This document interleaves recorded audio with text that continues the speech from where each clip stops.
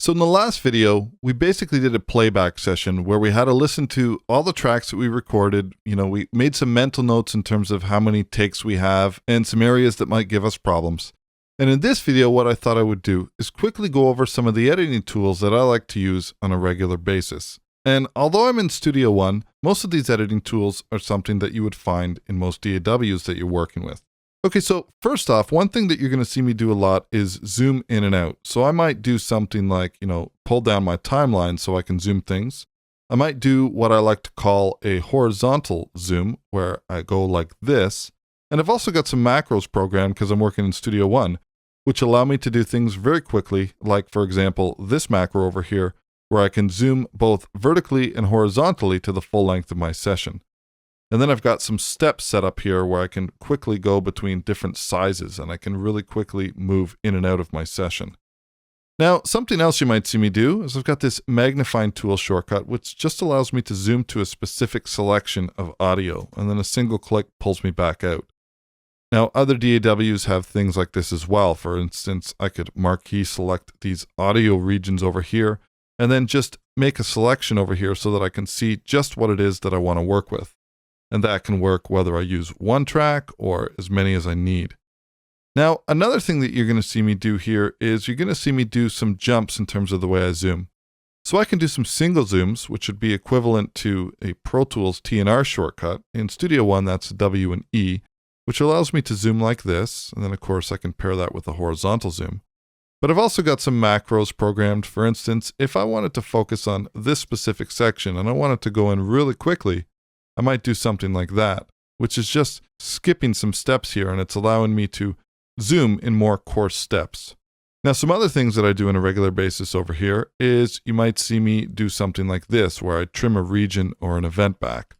Or I can drag in some fade handles, or I can just adjust my event gain, or clip gain, as some other DAWs may refer to it as.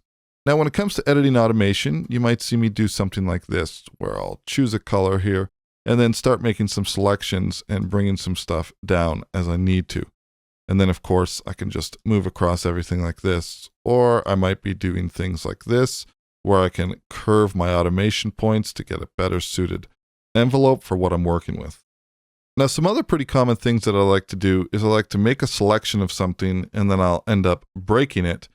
But one of the things I like to pair that with is when I'm working with audio and I'm trying to align things. If I was trying to really tightly align something, I might pair that with a slip audio command, which in Studio One basically allows you to slip the audio within your cut points. So for example, I could just zoom in really quickly here, and I might want to align these two a little bit better. So I would just slip this until that's aligned the way I want. Now, something else you'll see me do is I quite often like to do a data zoom. Now, what a data zoom is it allows you to see more resolution of the waveform, but it's not necessarily bringing the volume up. Now, in Studio One, we have this little short slider down here, which allows you to do things like this.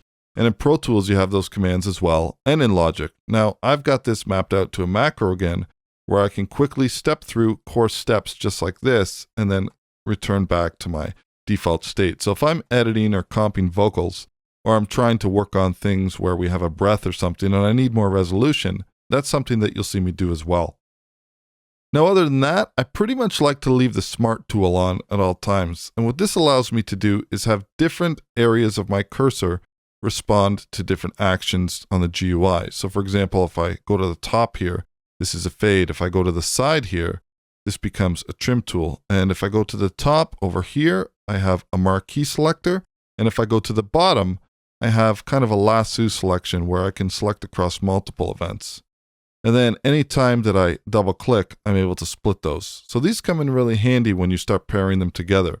So for example, I could take something like this or make a marquee selection over here, maybe even make it across two tracks and then double click to break. And then I could select these, delete them. I could trim both of these back if I wanted to, make some edit points, and these respond across all of these as well. So I can do them across multiple events. So these are some of the things that you're going to see me doing on a regular basis. So if my screen's jumping around or I'm hopping in and out of my edit points really quickly, like this, or backing off and increasing my data zoom or decreasing it, That's the reason. And these are the editing tools that I like to use. And these are pretty much common in most DAWs these days. Other than that, when it comes to any vocal comping, you'll see me do stuff like this, which is pretty much the way that lots of DAWs handle this, stuff like Logic. Pro Tools has a slightly different way of dealing with this, but I'm going to be going over concepts more than workflows that are specific to this DAW. But I'm sure by the end of this series, you'll see why I've chosen this DAW and how streamlined it is for vocal production. So anyways, in the next video, what we're going to do is we're going to come up with a game plan, and we're going to go over kind of an order of things and how we want to attack this session and where to start. So I'll catch you in the next video.